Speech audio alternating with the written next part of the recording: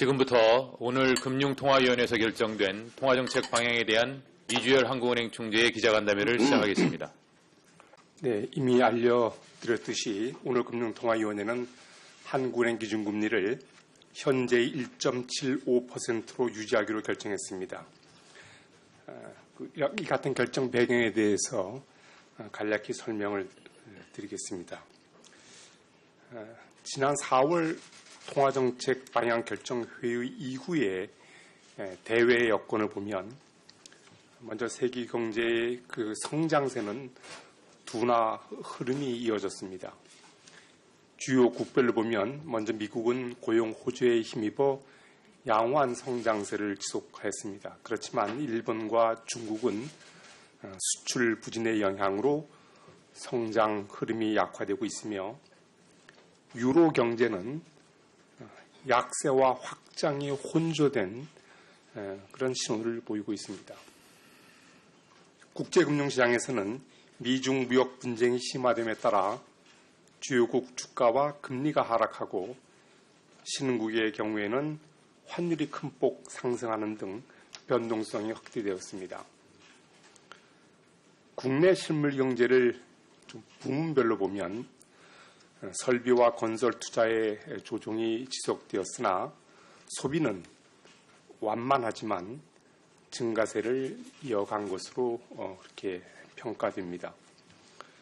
수출은 전반적으로 부진한 모습입니다. 그렇지만 또 물량 기준으로 보면 개선되는 움직임도 나타나고 있습니다. 국내 경제는 1, 4분기 중에 부진해서 조금씩 회복되는 모습이지만 미중 무역 분쟁 심화 등으로 향후 어떤 전망 흐름의 불확실성은 한층 커진 것으로 판단됩니다. 소비자 물가는 0%대 중반의 낮은 오름세를 지속하였고 식료품과 에너지 가격을 제외한 근원 인플레이션율은 0%대 후반을 나타냈습니다.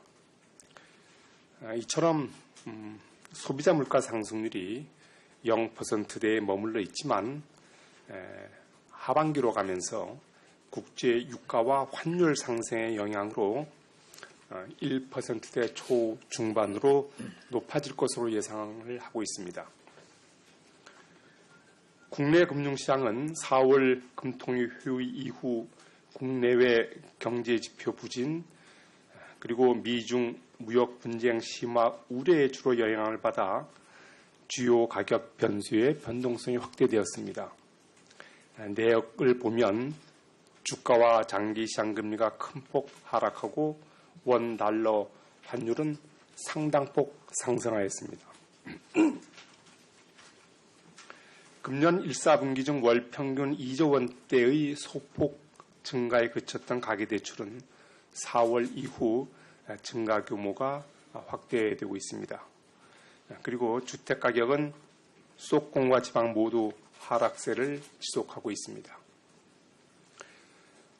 오늘 금융통화위원회는 앞으로의 성장 흐름에 큰 영향을 미칠 미중 무역 분쟁, 반도체 경기 등 대외 여건의 전개 상황을 좀 더 지켜볼 필요가 있는 점, 그리고 물가 상승률이 낮은 수준을 지속하고 있으나 점차 높아질 것으로 예상되는 점, 아울러 가계 부채를 포함한 금융 안정 상황에 계속 유의해야 할 필요가 있는 점 등을 고려하여 기준금리를 현 수준에서 유지하기로 결정하였습니다. 앞으로는 제가 앞서 언급한 대외 여건의 불확실성이 높은 만큼 이의 진행 상황을 면밀히 지켜보면서 거시경제의 흐름과 금융 안정 상황을 함께 고려하여 통화정책을 운영해 나갈 계획입니다. 오늘 한국은행 기준금리를 현 수준에서 유지하기로 한 금통위의 결정에 대해 조동철 의원이 기준금리를 0.25%포인트 인하하는 것이 좋겠다는 의견을 나타냈습니다. 지금부터 질문을 받겠습니다. 질문하실 때에는 소속과 성명을 말씀해 주시면 감사하겠습니다. 네, 안녕하세요. 연합인포맥스 전소연 기자입니다. 두 가지 질문 드릴 텐데요. 먼저 총재께서는 지난 금통위에서 하반기 경기 개선 전망의 근거로 반도체 경기 회복을 통한 수출 개선 그리고 하반기 물가 반등을 꼽았습니다. 근데 5월 20일까지의 수출 실적이 그다지 좋지 않은데요. 특히 반도체 같은 경우는 전년 대비 33% 하락을 했습니다. 물가도 여전히 낮은 수준인데다 미중 무역 분쟁이 격화하면서 새로운 국면으로 접어들었는데요. 하반기 경기 회복 전망을 여전히 유효하게 보시는지 그리고 7월 달에 성장률 하향 조정 가능성을 열어두고 있는지 궁금합니다. 두 번째 질문은요. 금리 인하가 달러원을 추가 상승시킬 수도 있지만 또 일각에서는 한국은행의 금리 인하가 강력한 경기 부양 신호로 해석이 되면서 달러원 환율을 좀 안정시킬 수도 있다라는 전망도 하고 있습니다. 금리 인하와 관련된 논의가 현재 상황에서 환율에 어떤 영향을 줄 것으로 보시는지 생각이 궁금합니다. 네, 우리 전 기자님 향후 경제 전망에 관한 질의는 제가 모두 발언해서 어느 정도는 답변을 드린 것 같은데 다시 중복이 되더라도 다시 제가 한번 말씀을 드리겠습니다. 지금 이제 1사분기가 마이너스 성장을 나타내면서 많은 분들이 예상 외의 결과로 이제 받아들였는데 어떻든 지금 제가 좀 전에 말씀드렸듯이 국내 경제는 그 마이너스 성장에서는 그야말로 1사분기 부진에서는 조금씩 회복되는 그런 모습입니다. 하반기로 가면은 어떻든 1사분기의 마이너스 성장을 주된 요인이었던 재정 정책이 이제 확정적으로 운영이 되고 또 수출과 또 투자의 부진이 이제 점차 완화되면서 상반기에 비해서는 성장 흐름이 나아질 것으로 저희들은 예상을 하고 있습니다. 물론 지금 말씀하신 대로 수출이 아직은 이제 부진한 모습입니다. 그렇지만은 제가 조금 전에 말씀드렸듯이 또 이렇게 물량으로 한번 보면 반도체 같은 경우 그 수출 물량이 좀 이제 증가폭이 확대되는 그런 개선 움직임도 저희들이 포착할 수가 있었습니다.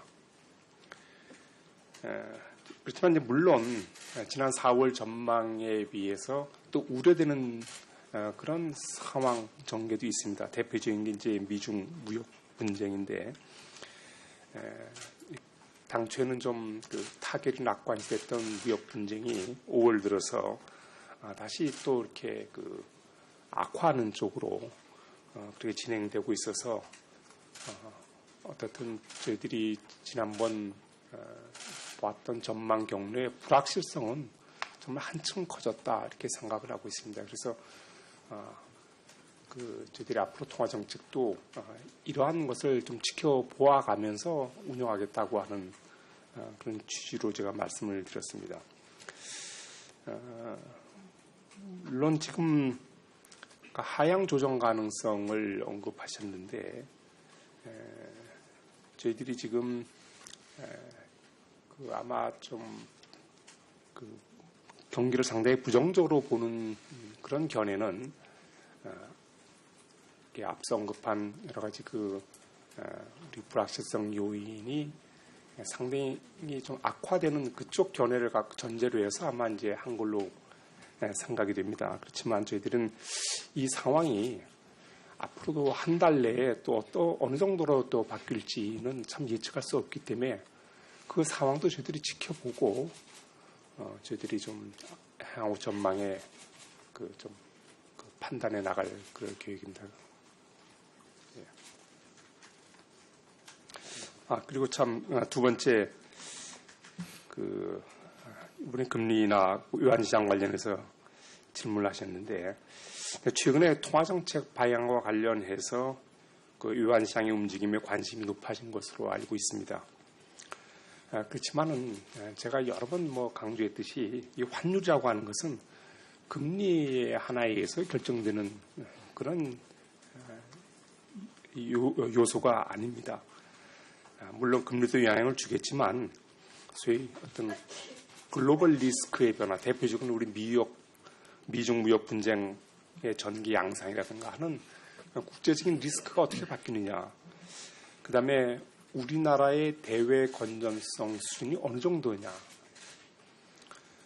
거기에 영향을 받게 됩니다. 또 외환시장에는 그 수많은 이제 참가자들이 있는데 그 참가자들은 투자의 목적이라든가 투자의 시기에 외환 포지션의 구축 이런 면에서 상당히 다양한 그런 행태를 보이고 있습니다. 이런 다양한 형태의 투자자 그룹이 참가하면서 이들의 환율 기대가 종합적으로 반영돼서 나타나는 그런 모습을 보이고 있습니다. 그래서 그 시장에서 지금 금리 인하와 관련된 논의나 기대를 갖고 원 달러 환율의 방향성을 또 더욱이 이제 총재로서 예단하는 것은 적절치 않다 이렇게 생각을 하고 있습니다.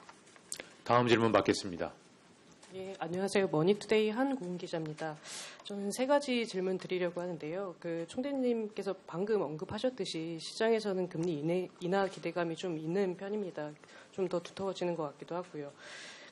이 시장 움직임에 대해서 월 초에는 좀 시장이 앞서 나간다라고 평가를 해주셨는데 아직도 같은 입장이신지 여쭤보고 싶고요.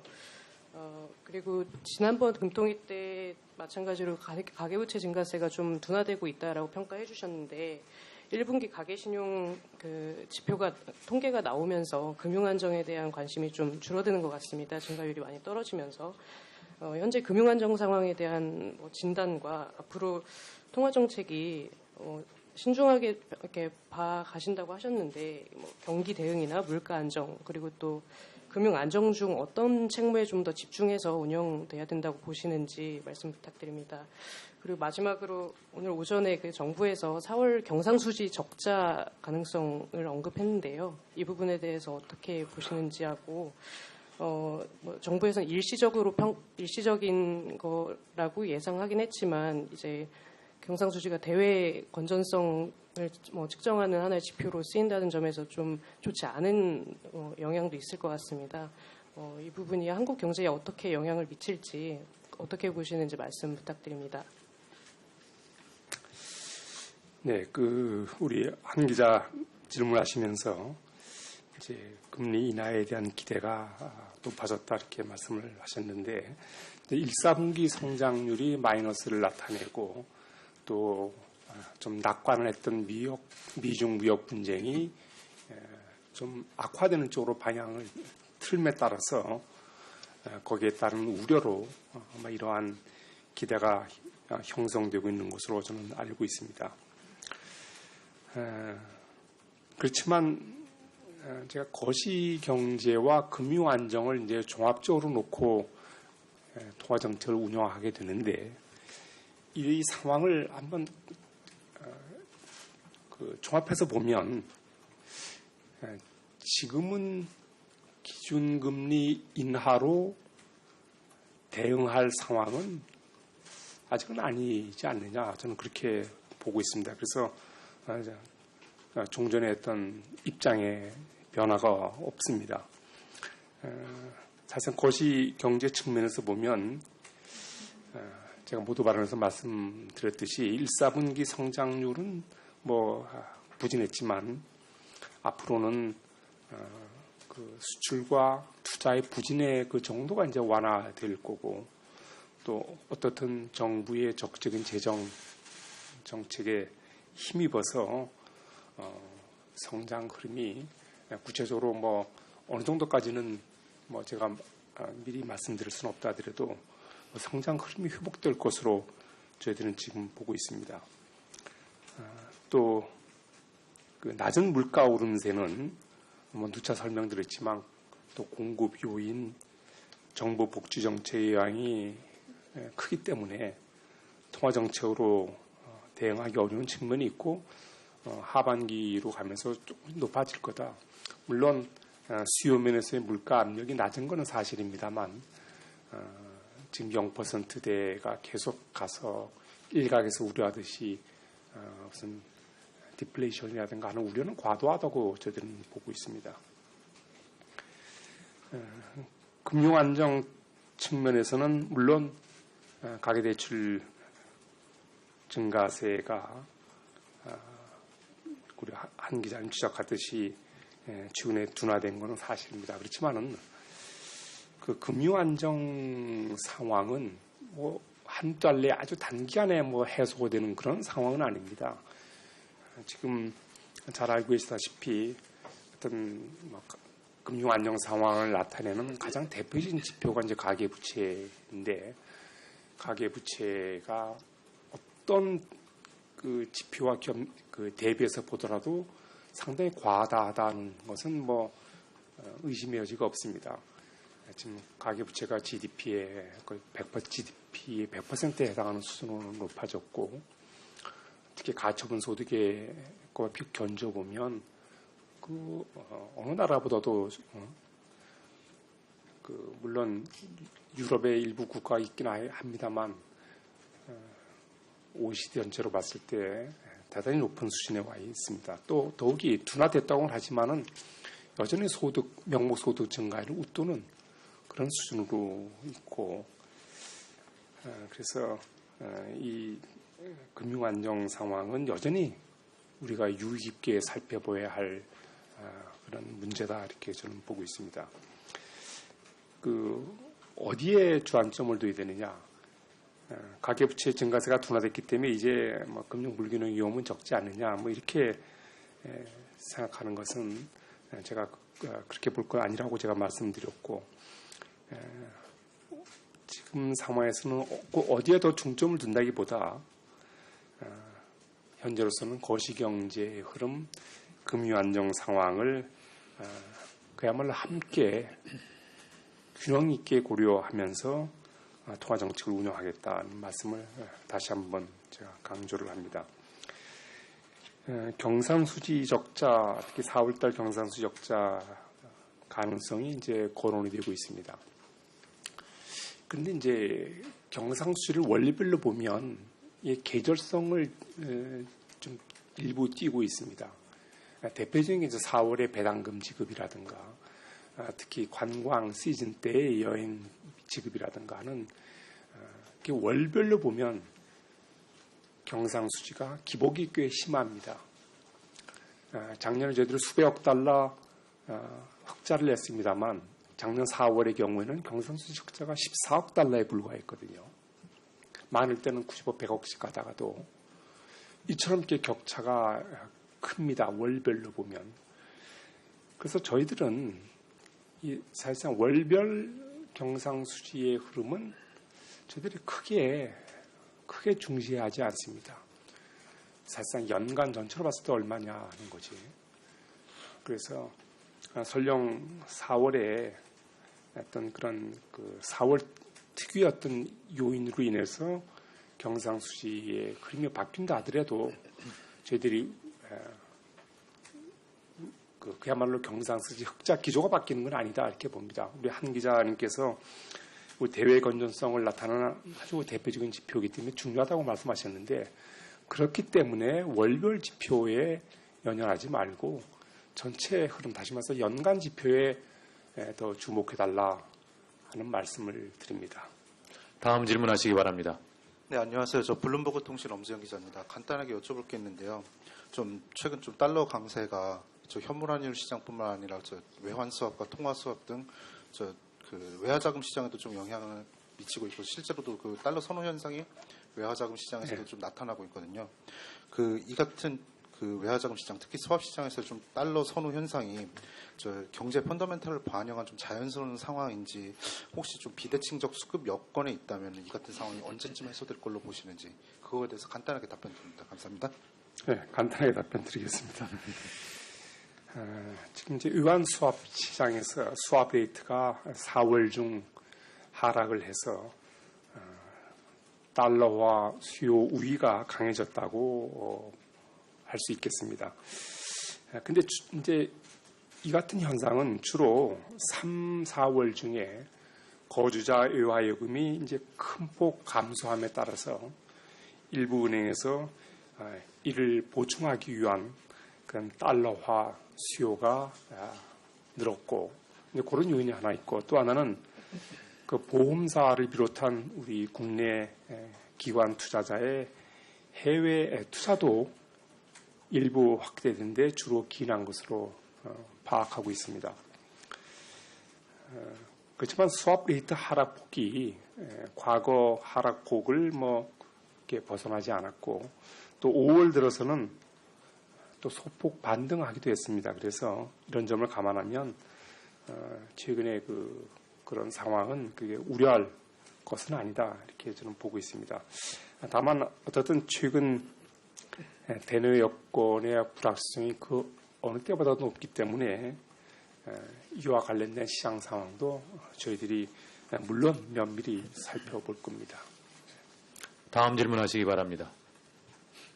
네, 이데일리 김정현 기자입니다. 저는 두 가지 질문 드리겠습니다. 이번에 조동철 위원이 인하 소수 의견을 내셨는데요. 소수 의견은 시그널로 인식되는 경우가 많은데 이번에도 향후 인하 시그널로 봐야 하는지 아니면 개인의 소신 의견으로 봐야 되는지 총재님의 의견 부탁드립니다. 그리고 두 번째로 정부의 대출 규제 효과로 가계부채 증가세가 둔화되고 있는데요. 반면 우리 한국은행도 금리를 인상하긴 했지만 오히려 시장 금리는 좀 하락하는 등 영향이 크지는 않다는 평가가 있는 것 같습니다. 이에 대해서도 총재님 의견 듣고 싶습니다. 네, 소수 의견 오늘 이제 한 분의 소수 의견이 나왔습니다. 근데 소수 의견은 그야말로 말 뜻 그대로 소수 의견입니다. 한 사람의 의견이죠. 제가 여기 기자간담회에서 여러분께 말씀드리는 것은 금통위 다수의 견해를 제가 대변해서 말씀드리는 겁니다.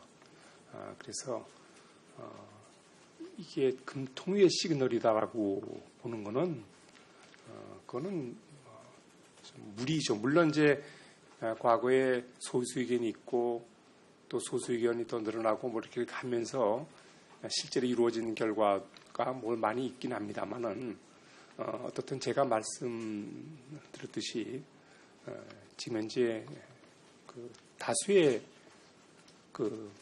금통위원들은 아까 제가 언급한 한 세 가지 이유를 내세워서 지금의 기준금리를 결정하게 됐다. 제가 그렇게 말씀을 드립니다. 이제 금리 인상이 가계부채 영향인데, 물론 가계부채가 이제 둔화됐지요. 근데 저희들이 그 가계부채 둔화에는 많은 어떤 정책 효과가 거기 같이 녹아 있는 겁니다. 물론 기준금리 인하도 영향을 줬을 것이고, 또 정부의 어떤 여러 가지 강력한 그 대출 억제 정책이 또 역시 작용을 해가지고 나타난 결과입니다. 그래서 금리 인상이 금리 정책이 그런 어떤 가계부채나 금융 안정에 영향을 안 준다 이렇게 볼 수는 없다는 점을 말씀드립니다. 다음 질문해 주시기 바랍니다. 네, 아리랑TV 김혜성 기자입니다. 두 가지 질문이 있는데요. 첫 번째는 이제 환율에 관한 건데 미 상무부에서 이제 통화 절하 국가에 관세를 부과할 수 있다고 지난주에 발표했습니다. 그리고 미 재무부에서는 또 환율 관찰 대상국 요건을 바꿨는데 이에 대한 하는 총재님의 생각은 어떠신지 또 한국에 미칠 수 있는 영향은 무엇인지. 두 번째는 좀 전에 답해 주셨지만 이제 미중 무역 전쟁 불확실성이 커지고 있다. 네, 좀 구체적으로 가능하다면 이제 미중 무역 갈등이 확대되고 장기화되고 있는데 총재님은 좀 어떻게 진단하시는지 궁금합니다. 네, 그 상무부의 발표는 아주 구체적인 내용 없이 아주 심플하게 나온 것으로 저는 파악을 하고 있습니다. 통화 절하 국가에 대해서 이제 상계 관세를 부과한다는. 그래서 지금 질문하셨듯이 이것이 우리에게 어느 정도 영향을 주는지를 알려면은 이런 그 계획의 구체적인 일정이라든가 또 구체적인 어떤 방안이 있어야만 저희들이 그에 따른 영향을 저희들이 분석할 수 있는데 아직은 그런 내용이 지금 공개되지 않았기 때문에 지금 현재로서는 그것이 우리에게 어느 정도 영향을 줄지는 지금으로서는 말씀드릴 수가 없고 이제 만약 이것이 정말 구체적으로 계획이 있다고 한다면 그럼 그것이 밝혀질 때 그때는 저희들이 분석해 볼 수 있을 걸로 이렇게 보고 있습니다. 미 재무부의 그 환율 보고서에 이번에 그 발표된 것을 보면 특징이 크게 한 두 가지가 있었죠. 그 검토 대상이 되는 교역 상대국을 확대한 점, 그리고 그 어떤 그 대상 그 평가 기준을 대상국에 선정할 때 평가 기준을 이제 변경을 하였습니다. 그런데 그 변경된 기준을 그대로 적용하더라도 우리나라는 그런 그 적용된 기준에서 일단 해당되지 않기 때문에 이전과 예를 들면 요건이 바뀌기 전과 바뀐 후에는 우리로서는 그 영향이 뭐 변화가 없다 이렇게 말씀을 드립니다. 뭐 구체적으로 말씀드리면 세 가지 요건 중에서 두 가지 요건을 바꾼 거 아닙니까? 첫째 요건은 이제 대미 무역 흑자 200억 달러, 두 번째가 GDP 대비 경상 흑자 3%를 2%로 낮춘 것. 그다음에 소위 그 외환시장 개입 요건을 좀 더 기간을 단축한 거. 그건데 지금 기준을 바꾼 두 번째, 세 번째 다시 말씀드려서 GDP 대비 경상 흑자 기준, 그다음에 외환시장 개입 기준은 저희들이 해당 사항이 없는 거기 때문에 이번 요건 변경과 저희들은 관련이 없다 이렇게 말씀을 드립니다. 특히 이제 좀 주목할 건 이번 그 환율 보고서에서 우리나라가 지난 3월부터 발표하기 시작한 외환시장 개입 정보 그 조치를 상당히 그 긍정적으로 평가하고 만약 그러한 상황이 지속된다면 다음 보고서에서는 관찰 대상국에서 한국이 제외될 것으로 그렇게 언급을 한 점은 저희들에게는 좀 긍정적으로 받아들일 수 있는 부분이다 이렇게 봅니다. 네. 그렇게 하죠. 다음 질문 받겠습니다. 예, 아시아 뉴스통신 정규열 기자입니다. 잠깐만. 그 답을 두 번째 답은 있었는데 답. 미중 무역 그 말씀하시죠. 조금만 기다리세요. 사실상 미중 무역 분쟁은 4월까지만 해도 뭐 5월 초까지만 해도 그 큰 이제 틀에서 합의가 돼 가지고 타결이 될 것으로 그렇게 전망하는 분위기였습니다. 그래서 구체적인 시기는 6월 달에 뭐 빠르면 5월 아니면 6월에 타결될 거다는 전망이 우세했었는데 미중 서로 그 상호 관세 추가 인상을 발표하기 시작한 5월 초부터 이제 이 갈등이 점점 더 고조되면서 그야말로 장기화되지 않겠느냐고 하는 우려가 지금 높아지고 있는 그런 상황입니다. 더욱이 이제는 지금 뭐 관세 문제에 그치지 않고 뭐 특정 기업에 대한 제재라든가 또 중국의 뭐 히토류 수출 제한 가능성을 시사했다든가 뭐 하는 상호로 자꾸 전개되는 걸 보면 그야말로 한 치 앞을 내다볼 수 없을 정도로 지금 진행되고 있다 이렇게 봅니다. 그래서 저희들이 그 좀 해외의 이쪽에 그 전문가 그룹의 어떤 전망을 보면 낙관론의 비중이 지금 점차 줄어들고 있는 건 사실입니다. 지금 그래서 지금 한 세 가지 시나리오가 나오던데 세 가지 시나리오의 확률은 제가 구체적으로 언급할 건 아니지만서도 하여튼 종전에 비해서는 좀 정말 장기화되지 않겠느냐고 하는 그러한 우려가 점점 높아지고 있는 것은 확실한 것 같습니다. 예, 다음 질문해 주시기 바랍니다. 예, 아시아 뉴스통신 정규열 기자입니다. 최근에 OECD에서 한국의 이제 경제 성장률 전망치를 2.4%를 이렇게 낮추었거든요. 낮추면서 이제 대외적인 건 아까 대중 무역, 미중 무역 갈등이라는 이런 문제가 있었고, 대내적으로 보면 어떤 고용 성장세의 둔화라든가 투자 문제가 영향을 미쳤다 이렇게 평가를 했는데 그러면서 이제 우리나라의 최저임금 문제가 최근 2년간 29% 이상 성장을 올라가면서 그 부분도 영향을 많이 미쳤다는 평가를 했습니다. 이 부분에 대해서 사실은 청와대나 아니면 당과 정부 같은 입장에서 지금 보면 속도 조절론에 이렇게 무게를 두는 모양새가 나타나고 있는데 이런 어떤 고용 성장세 부분에서 OECD에서 평가한 것처럼 그 부분에 대해서 우리 총재님께서는 어떻게 평가를 하고 계신지 그 부분점이 좀 궁금합니다. 네.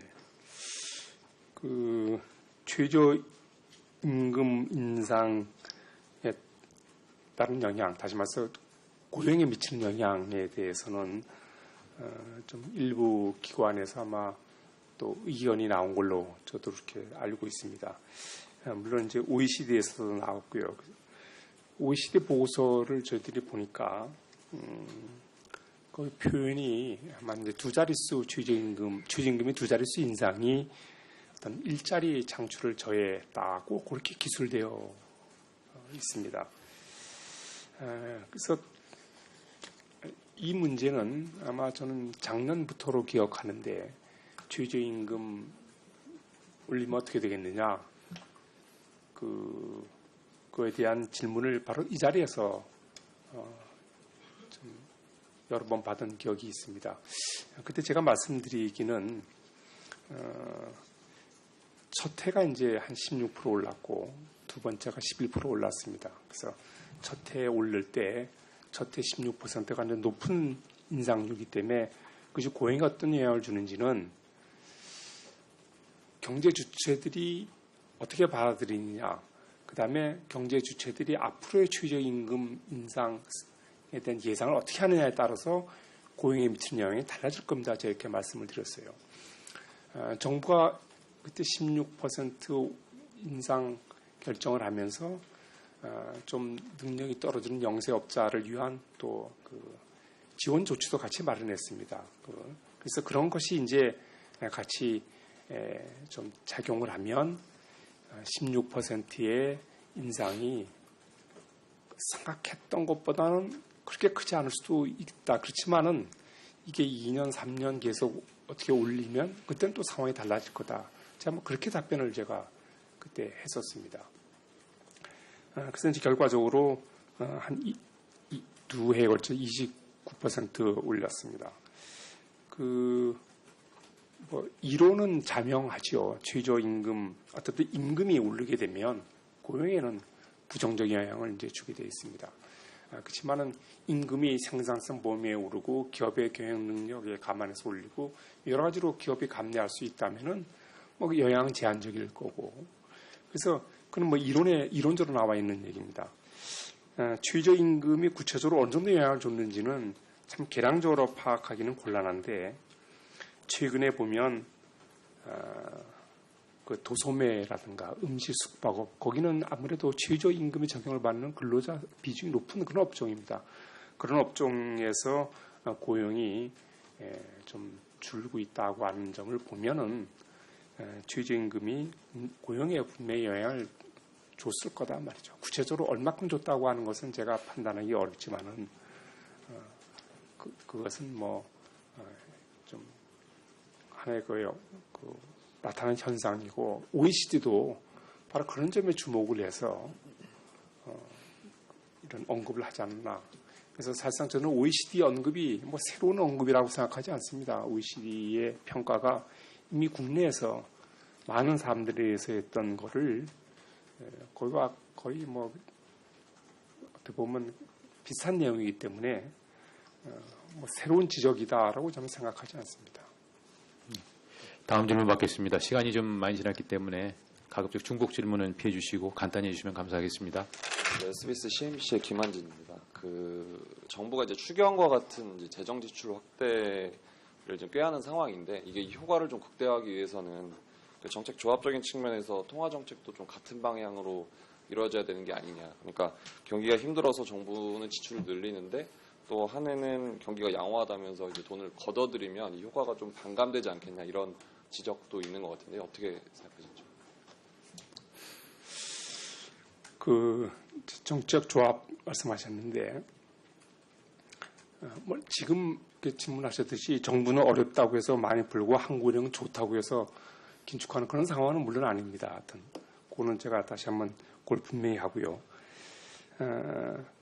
물론 거시 정책이 서로 엇박자가 나면은 서로의 정책 효과가 반감이 되고 사실 국민 경제가 바람직하지는 않죠. 그래서 거시 경제 정책이 소위 그 엇박자 나는 것은 바람직하지 않다고 봅니다. 또 경제 주체에 대해도 어떤 혼돈스러운 시그널을 주는 셈이니까. 근데 그것이 꼭 같은 시기에 같이 이렇게 똑같이 나간다고 하는 것은 그건 좀 생각해 볼 문제입니다. 예를 들어서 지금 정부가 이제 확정적으로 운영하고 있고 저희들이 통화 정책을 현재 기준금리를 조정하고 있지 않지만은 기준금리가 저희들의 통화 정책이 여전히 실물 경제 활동을 지원할 수 있는 수준이라고 보기 때문에 정부 재정 정책하고의 서로 그 엇박자는 아니고 뭐 조화를 못 이루는 건 아니라고 생각을 합니다. 그래서 제가 다시 말씀드리는 것은 경기 부단히 거시정책 당국인 정부와 한국은행은 부단히 경제 인식에 대한 간극을 줄이고 정보를 공유하고 그렇게 함으로 해서 양 기관의 정책이 국민 경제에 가장 그래도 그 바람직한 순기능을 가져오도록 열심히 노력하는 자세, 뭐 그건 필요하다고 보고 그런 점에서 저희들이 뭐 전혀 그 점에 대해서는 다른 생각을 달리하지 않다는 걸 말씀을 드립니다. 예, 다음 질문해 주시기 바랍니다.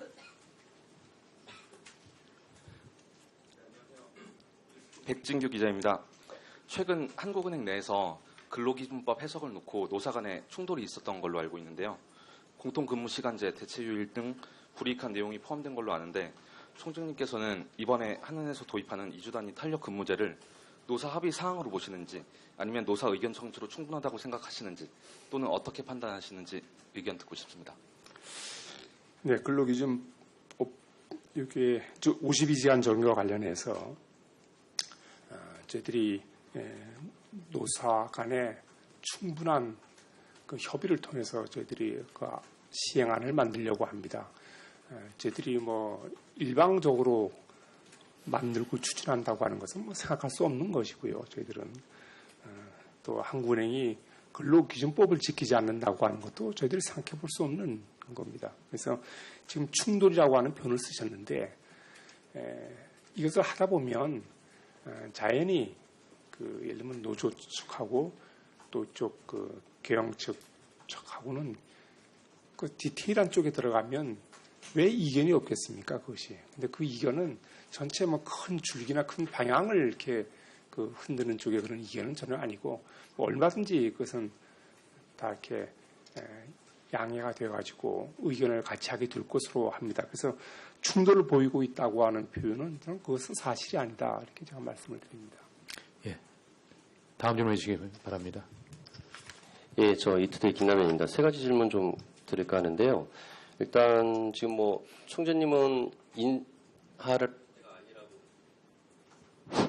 총재님은 인하를 할 때가 아니라고 말씀을 좀 하셨지만 지금 시장은 그 소수 의견이 나온 것에 좀 주목하는 것 같습니다. 지난주에도 제가 저희 질문 드렸을 때 아마 금통위 때 답변하시겠다고 해서 질문을 드리는데요. 지금 10년물 금리까지도 지금 오늘 지금 한 4.1bp 정도 떨어져서 한 1.7% 정도에서 지금 거래되고 있는데요. 지금 이렇게 10년물까지 기준금리랑 역전된 게 그 시장이 너무 앞서가는 건지, 뭐 소위 뭐 철이 없는 건지, 아니면 이게 좀 더 합리적인 건지 어떻게 판단하시는지 좀 답변 좀 부탁드리고요. 그다음에 두 번째로는 가계부채 증가세 아까 말씀을 하셨는데 이게 어느 정도나 되면 이게 좀 가계부채 문제를 좀 하느니 덜 신경 쓸 수 있는 어떤 레벨 수준을 좀 제시해 주실 수 있는지요. 예를 들어서 뭐 그 증가세가 뭐 그 소득 증가율보다 좀 낮아진다거나 뭐 이런 어떤 기준이 있다면 좀 답변 좀 부탁드립니다. 그다음에 세 번째 질문은 얼마 전에 통계청장께서 그 작년 하반기부터 경기 수축 국면이다라고 판단을 좀 하셨는데 이에 대한 그 한은혜의 입장이 무엇이 있을지 좀 답변 좀 부탁드립니다. 만약 이게 맞다라고 한다면 경기 수축 국면에서 금리 인상을 좀 한 셈이라서 좀 안 맞는 게 아닌가 싶기도 해서요. 의견 좀 부탁드립니다. 네, 금리 뭐 소수 의견도 나오고 해서 또 시장이 이제 어떻게 반응할지 모르겠습니다. 물론 이제 장단기 금리 역전 폭이 이제 확대되고 그랬는데 물론 이제 금리 그 정책에 대한 하나의 그 예상이 여기 이제 반영이 됐고 또 여기는 뭐 수급도 반영이 됐습니다. 특히 이제 외국인 채권 자금 많이 들어와서 그 수요가 많아진 점이라든가는 수급 요인도 같이 복합적으로 작용했다. 그런데 그건 어디까지 시장의 판단이죠. 시장 참가자들이 이제 판단한 거기 때문에 그것을 뭐 저희들이 옳다 그러다고 판단하는 건 아니고 어떻든 시장에서는 우리 소위 국내 경기 흐름 또 세계 경기 흐름에 대해서 우려를 많이 하고 있구나 하는 그런 인식을 저희들은 읽을 수 있다는 점을 제가 말씀을 드립니다. 가계부채는 뭐 반복되는 말씀입니다만 이미 상당히 높은 수준에 와 있습니다. 제가 어떤 기준으로 보더라도 우리나라 가계부채는 과다하다 이렇게 말씀을 드렸습니다.